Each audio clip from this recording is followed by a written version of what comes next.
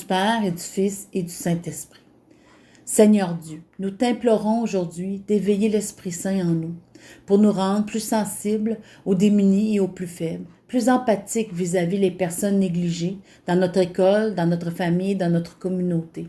Aide-nous à comprendre que nous devons aimer comme tu le fais et devenir la vie et la lumière pour les autres. Au nom du Père et du Fils et du Saint-Esprit. Amen. C'est moi, c'est nous, c'est qui l'on est. Samuel Genest.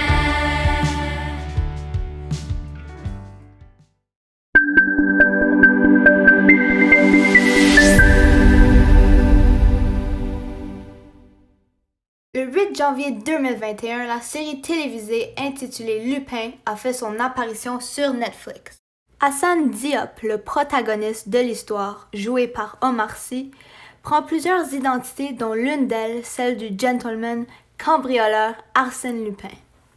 Basée sur les fameux livres de Maurice Leblanc, cette nouvelle série télévisée s'est retrouvée en tête dans le classement mondial. Ayant plus d'un tour dans son sac, Lupin est futé, audacieux, mais surtout un homme charismatique. Si vous ne savez plus quoi lire, ou si vous ne savez plus quoi regarder sur Netflix, j'ai 2 mots pour vous. Arsène Lupin.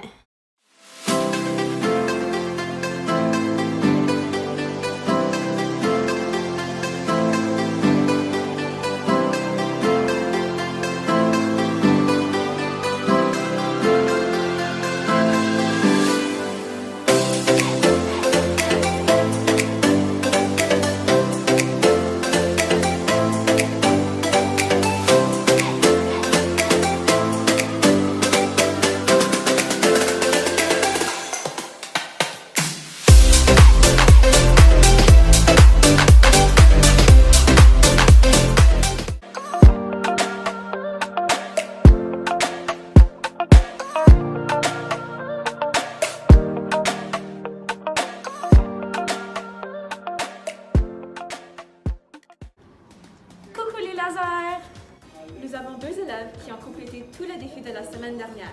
Hélène Lissala, élève de 11e, et Élise Daou, élève de 12e année. Donc, on va faire un tirage entre les deux pour décider la gagnante. Le prix est une carte cadeau au Saint-Laurent.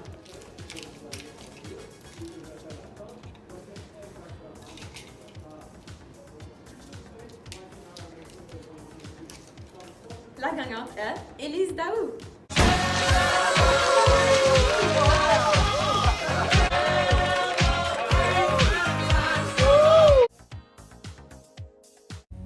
Bonjour à tous, alors le 8e défi du jour, c'est la pose super-héros.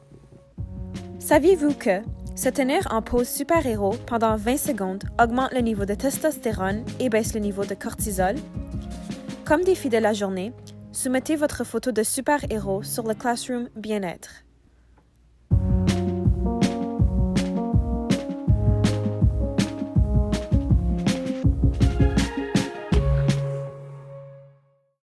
N'oubliez pas que le prix de cette semaine, c'est une carte cadeau Amazon de 25 $, donc participez en grand nombre. À plus tard les lasers!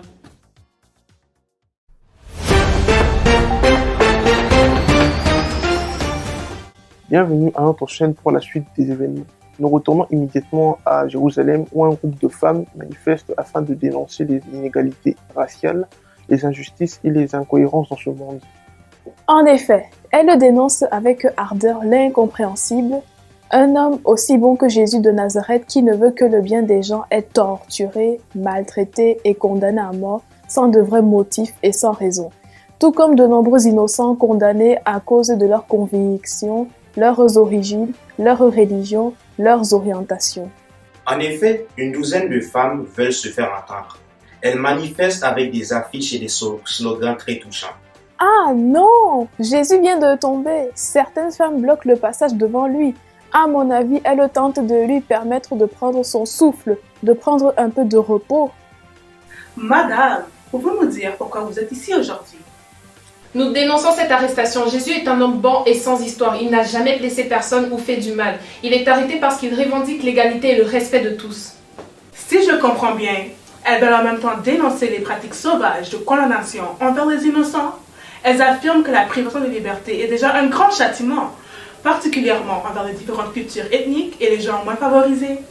Il faut que cette violence faite par les autorités et les gens au pouvoir envers les minorités méprisées cesse dans le monde. Comment réagissent les autorités? À voir leur nom verbal, on dirait qu'ils sont en attente de quelque chose. Peut-être un ordre d'un supérieur. Aucun d'entre eux ne semble vouloir prendre la responsabilité d'action. Attendez, voici que Jésus demande aux femmes de s'agenouiller et de se taire en étendant le bras en leur direction, comme pour les bénir et les remercier de servir une cause juste. Nous avons vu une scène similaire aux États-Unis. C'est incroyable. Cet homme a réussi à calmer la foule. Il est tellement respecté et d'une sagesse inouïe. C'est pratiquement un mirage. Tout redevient calme et silencieux. On dirait que l'appui démontré par le geste de ces femmes a redonné des forces à Jésus. Il réussit à se relever suite à cette chute. Nous sommes sans contredit au cœur d'un événement historique. Vous écoutez Enquête. Comme toi, je me tiens debout avec toi.